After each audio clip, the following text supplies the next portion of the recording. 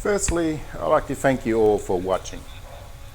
Now, this video I want to show you, it's not for bragging rights. No, I'm not bragging. All I want to do is show you guys how a fat boy low handle a river crossing.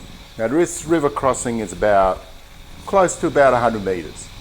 And it's dirty water, running water, full of moss rocks, sharp rocks, holes, you name it, it's all there, including the crocodiles watching me crossing.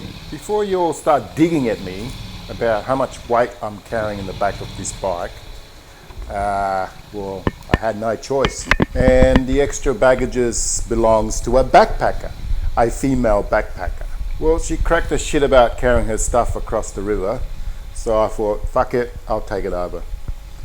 And so there you go, that's the reasons behind it.